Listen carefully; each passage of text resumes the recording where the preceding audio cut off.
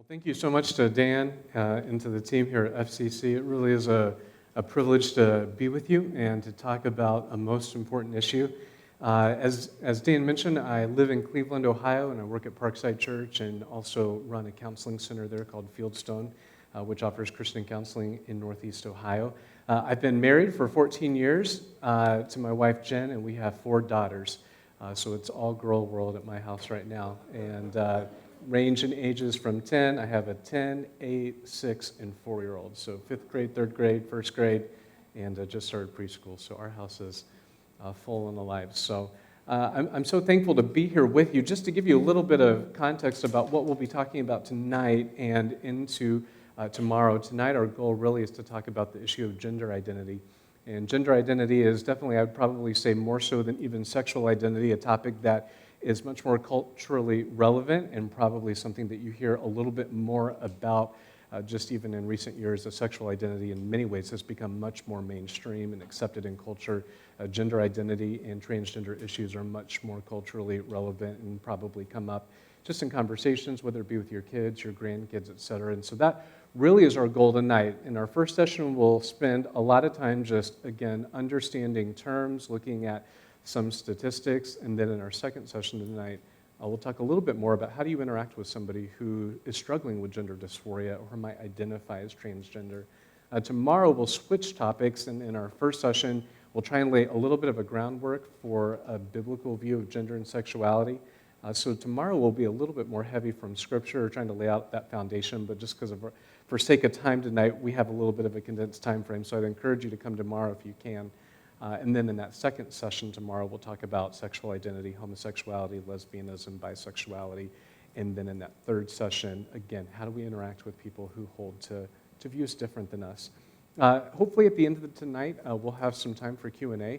And Q&A is always a great time to help clarify something that I missaid, which I know I will, or something that I'm not clear on, which I know I will, and maybe give you guys a chance to interact with the content as well.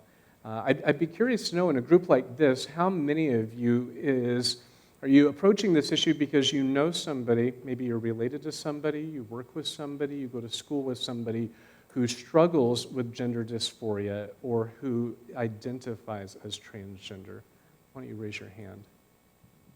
Okay, all right, so that's probably about a quarter of you, so it's definitely something that a significant amount of you have come across. I would say if you haven't, at some point, I think in the very near future, you definitely will. I want to start off by sharing with you a brief video from a guy named Joseph Backholm. And Joseph Backholm is with the Family Policy Institute of Washington. And he goes to the University of Washington's college campus. And he just does a little bit of a Q&A with some college students about gender issues and bathrooms and how do people identify. And I want you to watch the video. The people I think that he interviews are incredibly sincere. I don't think there's anybody who's trying to give a bogus answer.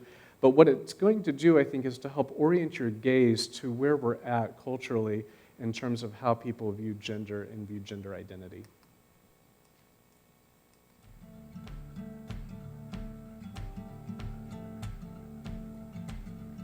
There's been a lot of talk about identity lately, but how far does it go?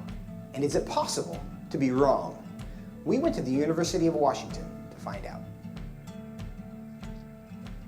Are you aware of the debate happening in Washington State around the ability to access bathrooms, locker rooms, spas based on gender identity and gender expression? I think people should be able to have access to the facility. I think bathrooms could and potentially should be gender neutral because there doesn't need to be a classification for differences. I think people definitely should have the ability to go into whichever locker room they want. I feel like at least public universities should do their best to accommodate for those who do not have a specific gender identity. You know, whether you identify as male or female and whether your sex at birth is matching to that, you should be able to utilize the resources. So if I told you that I was a woman, what would your response be? Good for you, okay, like, yeah. Nice to meet you. I'd be like, what? Really? I don't have a problem with it. I'd ask you how you came to that conclusion. If I told you that I was Chinese, what would your response be? I mean, I might be a little surprised, but I would say, good for you, like, yeah, be who you are. I would maybe think you had some Chinese ancestor. I would ask you how you similarly came to that conclusion and why you came to that conclusion. I would have a lot of questions, just because on the outside I would assume that you're a white man. If I told you that I was 7 years old, what would your response be? I wouldn't believe that immediately.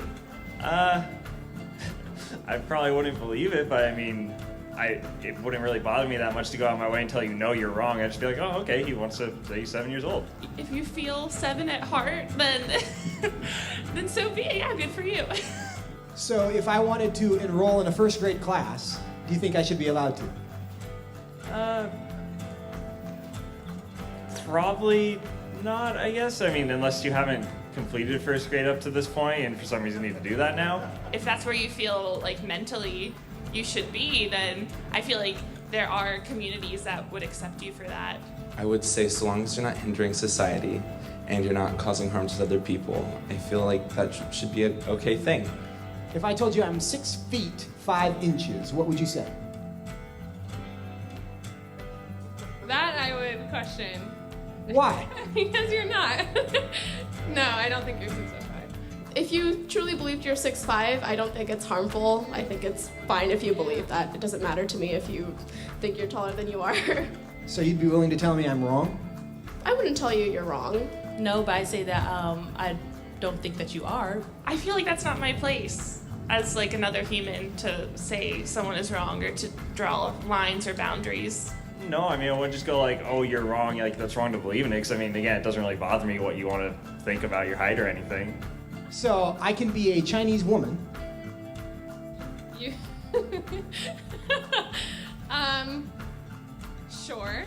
But I can't be a 6'5" Chinese woman. Yes. If you thoroughly debated me or explained why you felt that you were 6'5", I feel like I would be very open to saying that you were 6'5", or Chinese, or a woman. It shouldn't be hard to tell a 5'9" white guy that he's not a 6'5" Chinese woman. But clearly it is. Why? What does that say about our culture? And what does that say about our ability to answer the questions that actually are difficult?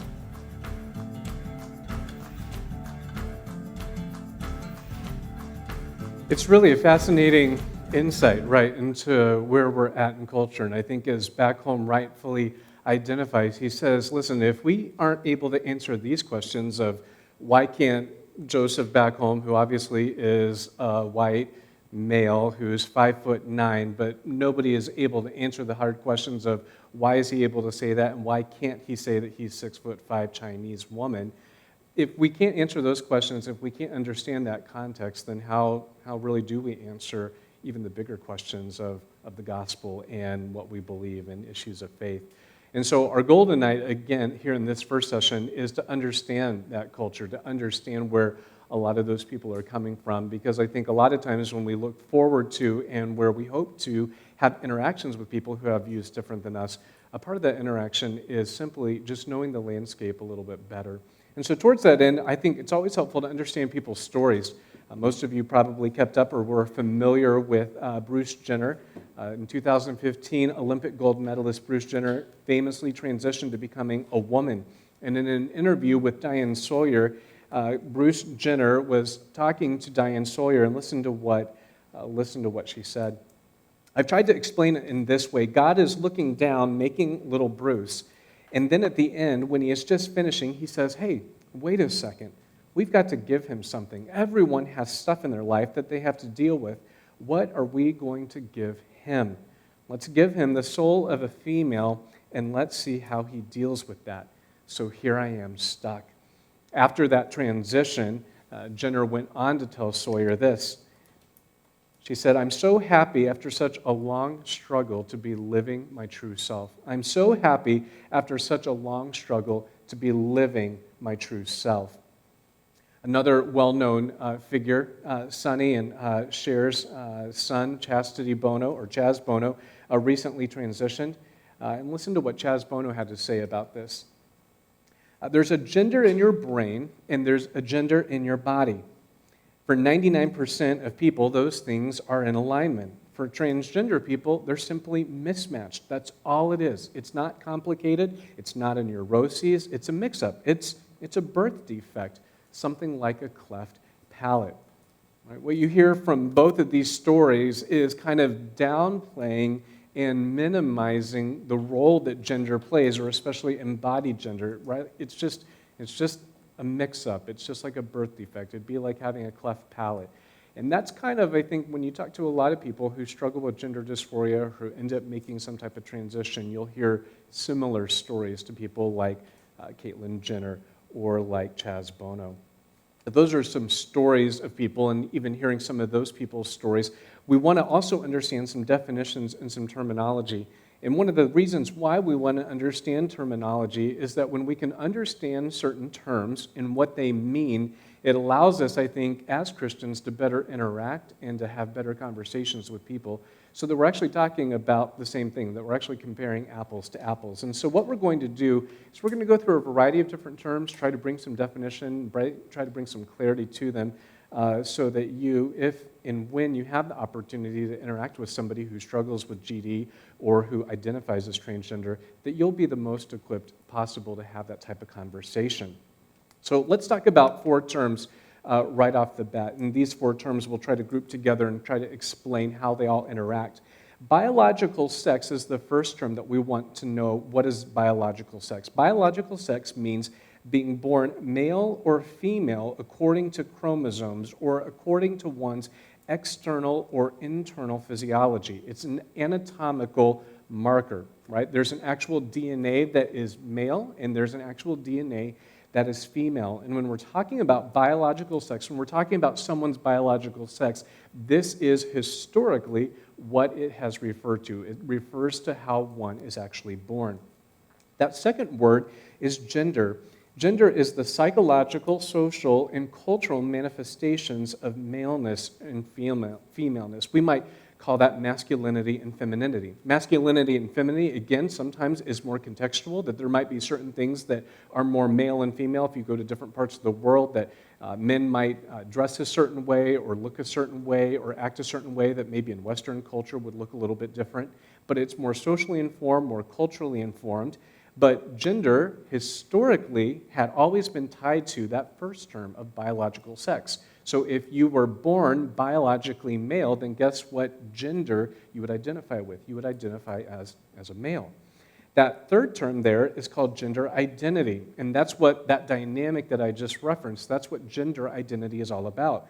Gender identity is how a person perceives or experiences themselves as male and female. And so I would assume the vast majority of us, our gender identity is tied to our biological sex, and that our expression of our biological sex, i.e. either being male or female or masculine or feminine, is tied to and is rooted in that historic understanding of biological sex. And that's what that fourth term means, is cisgender. You can kind of circle those first 3 definitions. Cisgender describes a person where biological sex, gender, and gender identity all completely align. And again, I would assume in a group like this and in a setting like this that for the vast majority of us, all 3 of these would be in harmony, that there's not a sense of dysphoria, there's not a sense where I was born biologically male, but I'm having dysphoria, I'm probably female. For most of us, our biological sex, our gender, and our gender identity all align together, and that's what cisgender is. If somebody in culture came up to you or you were reading something in a magazine or a book and they were talking about cisgender males, a cisgender male would be a male that was born male, identifies as a male, and who expresses himself as a male. If you read somewhere about a cisgender female would be the same thing. Biologically born female, identifies as a female, and who would identify with femininity as opposed to masculinity. The next term we want to talk about then is gender dysphoria. What about people whose those first 3 things, one's biological sex and one's gender identity and gender, what if those 3 are not in alignment? What happens if you're biologically born female, but you don't experience femininity or you don't believe that you were actually female? That's what gender dysphoria describes. Gender dysphoria is the experience of incongruence between one's biological sex and gender identity. And I want you to underscore that last phrase there of duration of at least 6 months. According to the DSM-5, and the DSM is the Diagnostic and Statistic Manual, it's the manual that kind of helps assess certain mental health issues. Gender dysphoria has to include a duration of at least 6 months. This isn't like, your 4-year-old grandson is playing dress up with some girl toys and some girl clothing and says, like, oh, I really want to be a girl. That's not what gender dysphoria is. Gender dysphoria is an actual incongruence. It's a fragmenting or an internal fracturing where biological sex and gender identity are not lining up, and that incongruence internally is causing some sense of dysphoria. It's causing some type of issue in that person's life for at least 6 months. According to the APA Handbook on Clinical Psych, it says that it is currently impossible to diagnose GD or gender dysphoria on the basis of objective criteria. Psychologists are therefore dependent on the subjective information given by the person, which is a significant struggle. And again, these aren't Christian people writing these definitions. This is the secular mental health establishment admitting and saying, listen, we actually don't have objective criteria on how to diagnose gender dysphoria. So one of you might come to a psychologist and express some dysphoria or some incongruence and get one particular diagnosis. You could go to another mental health professional and give that exact same data, and you might come out with a different diagnosis. This obviously causes concern for, again, secular mental health professionals where gender dysphoria historically, up until DSM-5 had come out, historically had been known by another name, and many of you might know it by this name. It was originally called gender identity disorder. It was called GID. And there's been a lot of concern about why have we changed it from a gender identity disorder to gender dysphoria. Dr. Colin Ross, a well-known psychiatrist, writes this. He says, gender identity disorder is unique among all the DSM-4 diagnoses. It's the only disorder in which treatment is designed to confirm, reinforce, and validate the belief that is the basis of the mental disorder. Right? Do you understand what Ross is saying? Ross is saying, listen, here's how the DSM manual works. There's a bunch of different problems in here. And our goal is to try to help alleviate people that have those problems, to give them medications or give them treatment. So if you meet the criteria for generalized anxiety disorder, we don't want you to have that anymore. So we're going to prescribe antidepressants or cognitive behavioral therapy. Gender dysphoria and gender identity disorder is the only one in the entire manual where what you're actually feeling, we actually want to reinforce and we actually want to confirm. And that seems to be problematic for many people in the mental health field. Ross goes on to say this. He says, if a woman told a psychiatrist that she was a gorilla, this would be classified as a bizarre delusion according to the text for schizophrenia. If she said she was the last Neanderthal left on Earth, this would also be a bizarre delusion. But if she tells him that she is a man trapped in a female body, the psychiatrist agrees to have her body fixed. Right? And again, what Ross isn't coming to this conversation with any type of Christian framework or background, but is simply acknowledging the fact of something seems to be wrong in how we approach gender dysphoria, where we're actually issuing treatment, surgeries, hormonal therapies that reinforce and confirm the problem rather than trying to help the person actually work through the dysphoria. One of the other disorders in the DSM-5 manual is also known as BDD, which is called body dysmorphic disorder.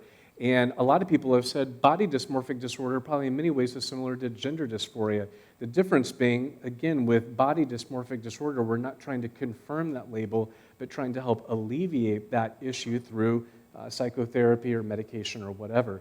So with body dysmorphic disorder, a woman might come to the counselor or the therapist and she might say, I just don't like my shoulders. My shoulders are really big. I can't fit into any of my clothing, and I walk through a door and I feel like I'm just taking up the entire doorway because I'm so large and my shoulders are so big. And the psychiatrist might look at her and say, well, no, you have very normal-sized shoulders. There's nothing wrong with you. She probably has some type of self-image issue or some type of body dysmorphic disorder. The counselor would then take her through a process of treatment. So that you can see that there's a significant difference in how something like this is treated versus how other disorders that share similar clusters of symptoms are treated. Let's talk about some additional terms that you need to be equipped with. This next term is transgender. And again, a lot of times we might be using this word, but actually we might be using it in the wrong way. Transgender is simply a broad umbrella term for a person who experiences a different gender identity than their biological sex. So this does not necessarily mean that they're living out this identity. This doesn't necessarily mean they've done any type of puberty suppressants. It doesn't necessarily mean they've done a gender reassignment surgery. It could be more of a political term. It could be more of a philosophical term. It could be more attitudinal in nature. They just simply are saying, listen, I don't identify with my biological sex. The second term there is gender fluid. And gender fluid is the gender identity best described as a dynamic mix of both boy and girl. A person who is gender fluid may always feel like a mix of the two traditional genders, but may feel more man some days and more woman other days. And I experience this quite a bit in counseling. A person will come to me and say, listen, I'm gender fluid. I might be biologically male, but some days I actually feel female. And then there's other days where I actually do feel male. And it kind of goes back and forth depending on circumstances or weather or situations or whatnot. But I don't want to identify as one or the other. I don't want to be completely male even if I'm female. And I don't want to be completely male if I'm female. I want to be a dynamic mix of both. And depending on what day or what time you catch me, I could be either a mix or be one or the other. That's what gender fluid is. That third term is gender queer. And gender queer is an umbrella term for gender identities that don't fall into the category of man and woman. And you might be saying, well, what other categories are there? And that's the whole point. They don't want to fit into a male-female binary, and so they're just gender queer. And so they don't identify with either man or woman. People who identify as genderqueer may see themselves as being both male and female at the same time. So that'd be different than gender fluid, where you feel more one over the other. Somebody who's genderqueer might feel very male and feel very female at the same time. Or they might not feel like either. They might say, I'm not male or female, falling completely outside those categories. And again, using this term only when they self-identify as genderqueer. The next one is probably very similar to that, and you might have heard this one as well. It's called gender nonconforming. It might be similar to a few other terms, gender expansive, gender creative. But gender nonconforming is a broad term referring to people who do not behave in a way that conforms to the traditional expectations of their gender. So again, that might be different than transgender, where they were biologically born male but identify as female. Gender nonconforming are people who they don't want to hold on to those social, cultural manifestations of gender. They don't want to be tied down. Again, that's why they have that nonconforming label. There are people whose gender expression does not fit neatly into a category. Recently in Time magazine, if you read Time, there was a whole issue dedicated to the issue of gender, and there was a girl named Mason who identified as transgender, and her mom was saying, well, why can't you just pick? Like, why don't you just pick either be a boy or be a girl? Like, why do you keep going back and forth? This gender fluid, gender queer, it's just really hard to figure out how to parent you, how to talk to you, because every day it seems like you're changing. Listen to what Mason said. Mason's handing out these signs at a rally for transgender rights. Mason hands her a sign politely, like she's heard a story like this 1,000 times, and she resumes telling her own to the reporter. I told my mom, I said, Mom, I know it's one of those things in life that could be a lot easier for you, but I know who I am, and I would rather be who I am and be authentically me than try to fit into one of those crappy little boxes that you want me to be in. I have a great box, and I've made that box myself, right? And what that does is it just gives you a sense for a large portion of people who say, listen, I don't want to be anything that kind of puts me into either a category of male or female or some type of binary or some type of polarity where I have to choose to be one or the other. I basically want to be whoever I want to be. Whatever my feelings tell me I am, whatever my situation deems acceptable, that's what I want. That last term is intersex. And you need to understand what intersex is, because oftentimes transgender rights activists will say that one of the reasons why transgender people need to get treatment and why there are certain times when maybe a person is biologically born male and they need to switch over to being female is because of the existence of what's called intersex people. Intersex are people whose sex at birth is somewhat ambiguous, and this affects about 1 in every 5,000 births, which is about 0.02% of the population. It's people whose chromosomes, genitals, or gonads do not allow them to be distinctively identified as male or female at birth. Now, friends, this is incredibly important to understand. Being born intersex is completely different than transgender issues or gender identity disorder or transgender issues with people not knowing what gender they are. With transgender people, their biological sex is clear at birth. It's just that they don't identify with it. Intersex describes people, 1 out of every 5,000 births, whose gender and whose biological sex is not able to be determined at birth. Either there's a combination of male and female reproductive organs, there could be an additional X chromosome. That's what Klinefelter syndrome is. In Klinefelter syndrome, there's an extra X chromosome for the male. There's other issues called hypocydasis and other things that actually make it impossible for doctors and parents to identify biological sex. In the vast majority of those cases, hospitals and doctors, with the help of the parents, make some type of decision. Typically, they're in the birthing room, in the operating room, to help put a person into a spot that most aligns with the biological sex that would be easiest to identify given the data that they have. Now, being born intersex is something that is very different than struggling with gender dysphoria. If any of you know somebody who's been born intersex and there's issues with that, in the resources at the very end I've included, there's a wonderful resource by a woman on this topic that would be helpful and that I could commend to you. One of the things then, as you look at all these definitions, especially these ones on transgender, gender fluid, gender queer, gender nonconforming, one of the things that is helpful for us to understand in terms of where culture is going is that if gender is everything, if gender can be whatever you want, it's just kind of choose your own adventure, pick whatever you want, then ultimately gender is nothing. If it's anything and everything, at the end of the day, in terms of its tail end, philosophically, it's nothing. And that's kind of, I think, the whole point, is that God actually created us as embodied, engendered beings. And so it's not just a rejection of, oh, I don't want to be a boy or I don't want to be a girl, but it's actually a rejection, and it's a rejection of God's design for how he made us. If gender is anything, gender is nothing. But if gender is something, right, if God actually created us as engendered beings with bodies, then we realize that there's a purpose behind that. We'll actually talk about that a little bit more tomorrow.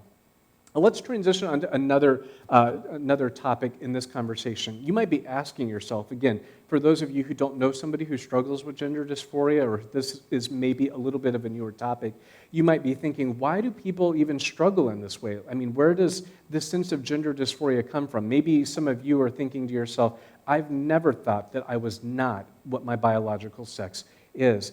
There are two main theories about why people struggle with gender dysphoria, and I'll just say at the very outset, they're competing theories that have in many ways kind of mirrored where secular psychology has landed at by way of explanation for most things. And you probably can already tell even from the names. The first one is called the family noise theory, or we might call that a nurture explanation, right? The family noise theory says, listen, people struggle with gender dysphoria because of their environment. It's because of their parents. It's because of their siblings. It might be the social, cultural context that they grew up in. That's the family noise theory, and again, what you hear in that is more of a nurture explanation.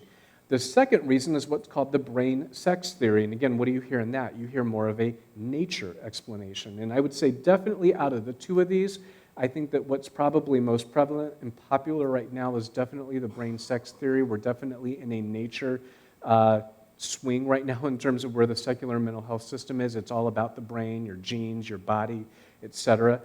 The brain sex theory says basically in utero, women are, the woman is pregnant, but in utero, the baby might be developing male reproductive organs, male genitalia, but his brain is being influenced by more female hormones. So the baby might get born male anatomically and biologically, but he actually has a female brain because of something hormonally that's going on in utero. Or maybe, again, the opposite.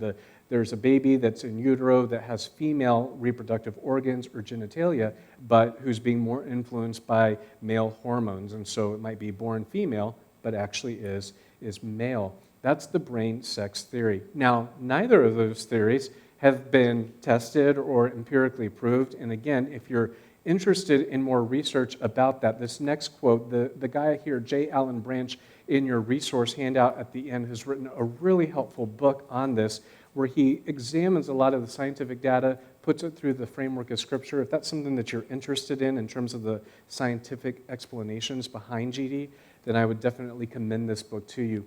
But Branch says this. He says, no one knows what causes gender dysphoria. No one has discovered a transgender gene. No one has discovered a transgender brain. What have been found are some variables that correlate with the higher incidence of transgenderism in certain cases. But no biological or genetic trait has been found that is both necessary and sufficient to cause transgenderism. And Branch does a lot of work on some longitudinal studies of both transgender teens and transgender children that kind of have mirrored similar studies that have been done with lesbian, gay, and bisexual people. One of the studies that oftentimes gets done are studies on twins. Because obviously for twins, you would think that there would be more of a correlation, that if one twin is transgender, that the other twin would be transgender as well. And Branch goes through a lot of the data surrounding some certain twin studies and shows that the data just does not hold up to that sometimes you see one child is transgender and the other person is cisgender. And so there's not an explanation, and a viable explanation for that. Let's talk about some statistics on gender dysphoria and transgender. Dr. Mark Yarhouse, who is a well-known authority on this issue, he's actually here in Virginia. He's at Regent University.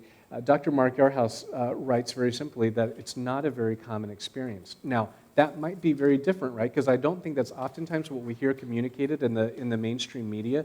What you would probably hear is that, like in your kids' classrooms, in your local neighborhoods, that there are probably a lot of transgender people. But that actually doesn't hold true even by their own numbers. The Williams Institute in UCLA is probably the most well-known think tank that has done longitudinal studies on people who struggle with gender dysphoria, who identify as transgender. In 2011, they did their first study, and they sampled all of the population in the US, and look at what they came up with, 0.3%. That's very low, 700,000 people. In 5 years, though, that number doubled. And again, I think that number doubles in a lot of reasons, and there's a lot of factors that go into that. One of the reasons, and the researchers admit it, is because of the amount of conversation that happens about transgender.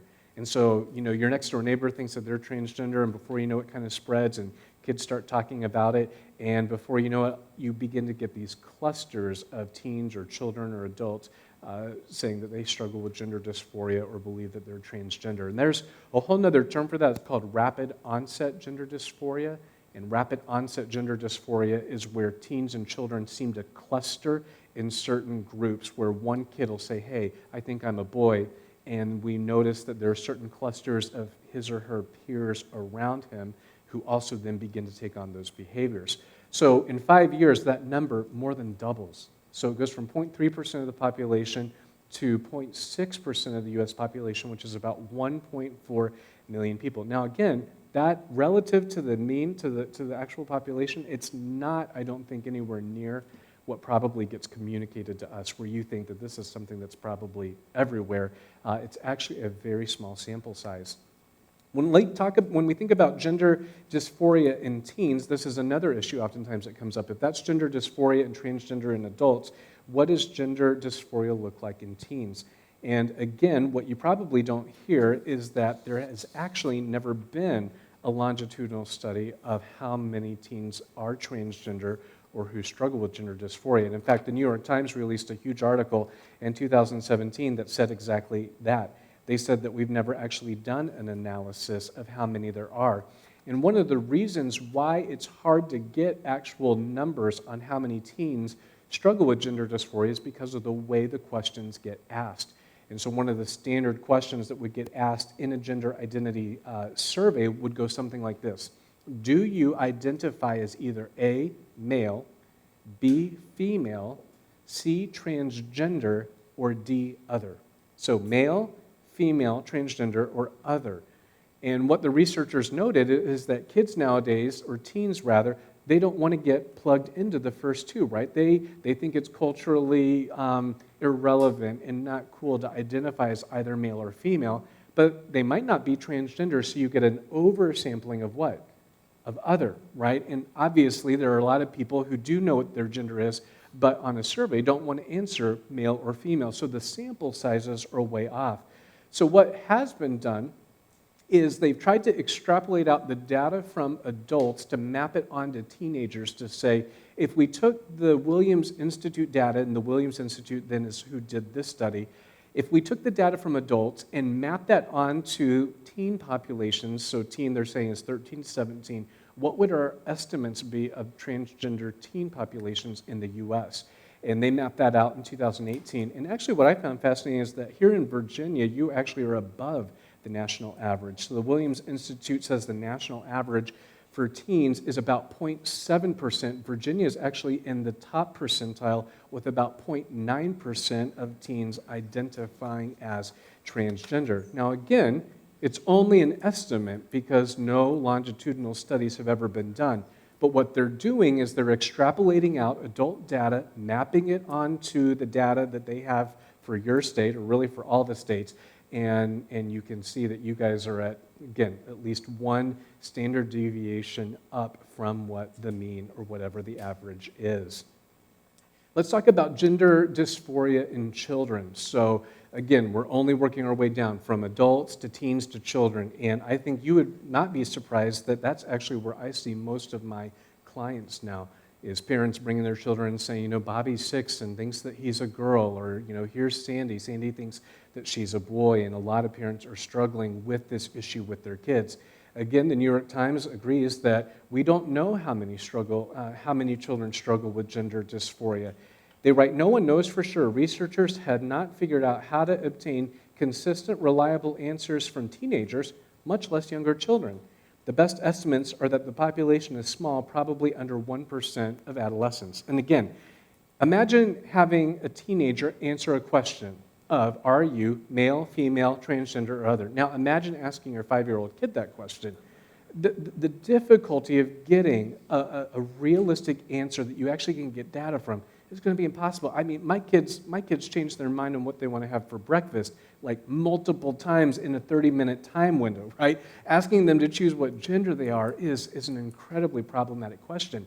But the problem is that culturally, you have kids maybe referencing something like, oh, I think I'm a boy, or I think I'm a girl, or I want to play with a boy toy or a girl toy, and immediately the parent jumps on that and says, oh, you must be transgender, or you're trapped in the wrong body. Statistically speaking, most children develop gender identity between the ages of 2 to 5. Most children develop gender identity between ages 2 through 5. And I always ask whenever I do this seminar, when did you choose to be a boy or a girl? Do you guys remember when that happened, right? We don't do that. We realize that for most of us, coming into our sense of gender identity is something that is a part of the child development stage. You know, most of you probably, not like a birthday, have like, oh, you know, June 4th, that's when I decided that I was a man. But you see then that sometimes then that becomes problematic because a child might express something one day as it relates to their gender. A parent will kind of hop on that and say, oh, that's you saying that you're not really a boy or that you're not really a girl, when most of those cases would resolve themselves. And in fact, Dr. Paul McHugh, who's a well-known researcher at Johns Hopkins, or formerly at Johns Hopkins, noted that in studies of children who expressed transgender feelings, 80% of those went away over time. 70 to 80% of gender dysphoria issues in children naturally resolve themselves over time.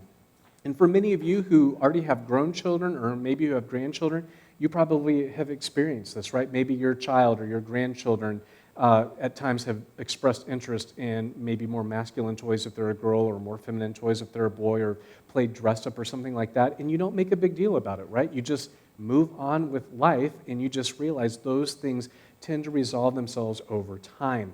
One of the problems, though, is that we are probably intervening too early, right? And we're introducing therapies and hormonal supplements or hormonal suppressants way too early. And that's one of the significant, heartbreaking issues that we see with children now, is that children as young as 5 or 6 are getting puberty blockers, puberty suppressants, because, again, for gender identity, for transgender activists, puberty is a significant problem. Puberty represents an issue for people who believe they're one gender, but whose body is biologically taking them onto a trajectory that maps onto their biological sex. So you see children as young as ages 5, 6, 7 getting puberty suppressants, puberty blockers. You have children doing what's called microdosing.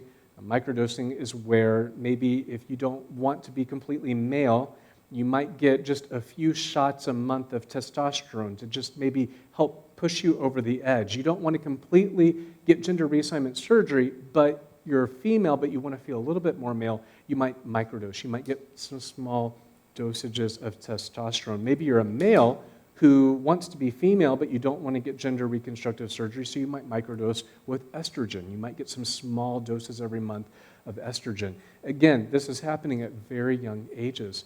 One of the problems with that is that studies are showing that for children that are struggling with gender dysphoria feelings, who go through some type of treatment, that the rate at which they experience what in mental health we call comorbidity issues, where they experience other issues like depression, anxiety, or OCD, that they experience them at almost double the rates of their cisgender peers.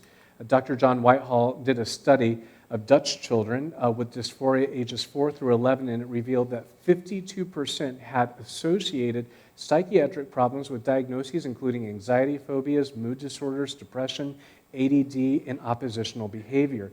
So what Whitehall is addressing is maybe what's getting diagnosed as gender dysphoria in some of these children are actually just comorbidity issues of anxiety and depression, and maybe actually we're mistreating them.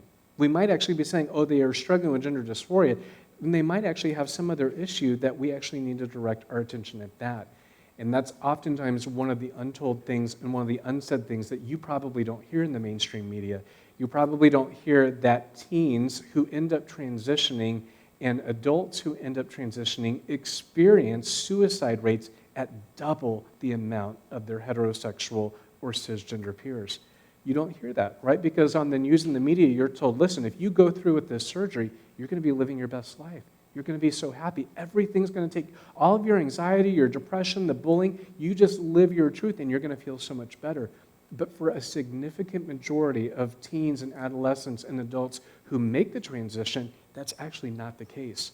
Their anxiety, their depression, and rates of suicide double that of their other peers.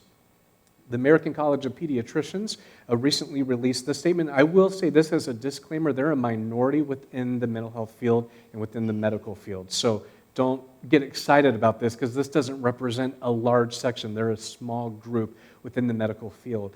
But they recently said this. They said young children are being permanently sterilized and surgically maimed under the guise of treating a condition that would otherwise resolve in over 80% of them. They're referencing Dr.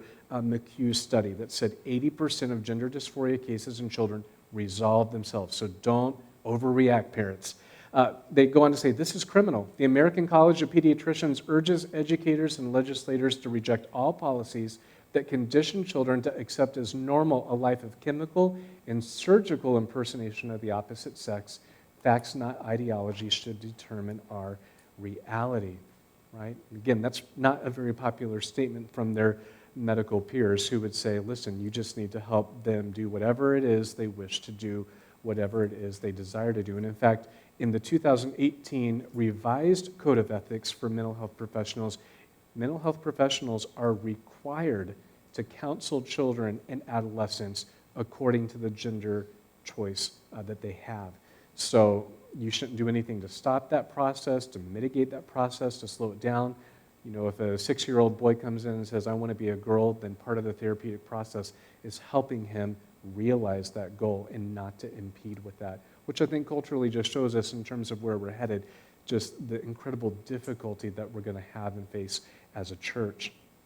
Another reason why I think, especially with teens and children, is not only do we get oversampling and are the questions difficult to answer, but it's also just, it's popular and trendy right now. And in fact, Dr. Erica Anderson, and again, Erica Anderson, she's not a Christian and herself is transgender. She was born male, got married, had 2 kids, but then later in life transitioned to female. is a psychiatrist in the San Francisco area. Listen to what she said. She says, I think a fair number of kids are getting into it, talking about transgender, because it's trendy. I'm often the naysayer at our meetings. I'm not so sure it's always really trans issues. I think in our haste to be supportive, we're missing that element. Kids are all about being accepted by their peers, and it can be trendy for professionals too. Right? Do you see what she's saying? She's saying, listen, if anybody has skin in the game here, she does. I mean, she is a transgender female. But what she's identifying is she's saying, listen, especially as it relates to teens and kids, a lot of it is probably just peer pressure. A lot of it is they just want to be accepted. But what's happening is those teens and children come into the therapy room, the therapist hears that because the parent has brought them in, and the therapist thinks that it's trendy too, wants to be accepted by his or her mental health peers, and further accelerates that process. The New York Times recently did a big article on this, and one of the doctors in the article, in talking about this process, wrote this, and I don't have it in your handout or a slide, so you can just listen. Jesse Signal writes this. He says, what's missing from the conversation about transgender kids is that what's happening in our society is moving faster than the evidence base.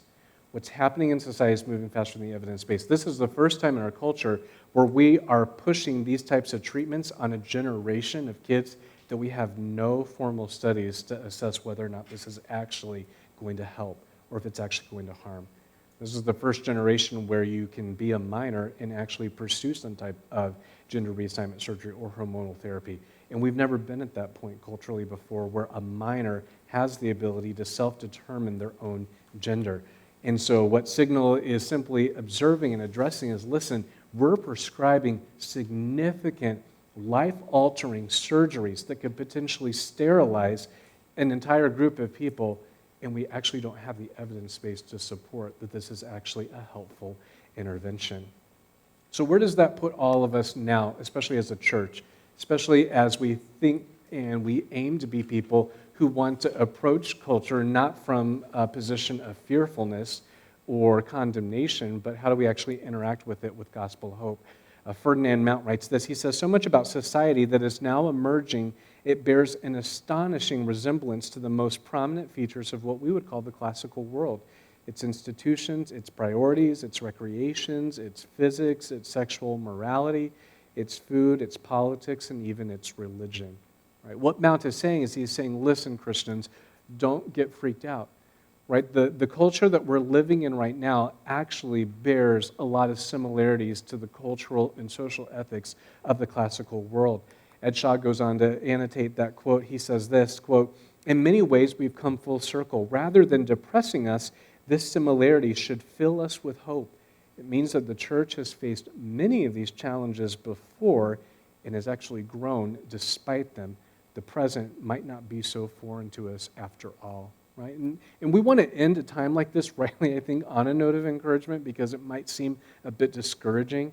And what Shaw and what Mount are simply observing is, listen, church, we're not in a new spot in the sense of, the author of Ecclesiastes says there's nothing new under the sun, right? That we're not the first generation that has had to face this issue or sexual morality that has been completely untethered from God's design. And because of that, we don't need to change our approach per se as much as go back to what does Scripture say? What does the gospel have to say? And that's where what I thought Dan had to say was so helpful about not leaving here tonight with ammo for the battlefield, but really being equipped for the mission field. That's really what our aim is tonight, is that we want to be people who aim to do well as we head out onto the mission field. How do we interact with the Erica Andersons and the Bruce Jenners and the Chastity Bonos? How do you have conversations with them? How do you build relationship with someone who is experiencing a different gender than what their biological sex is?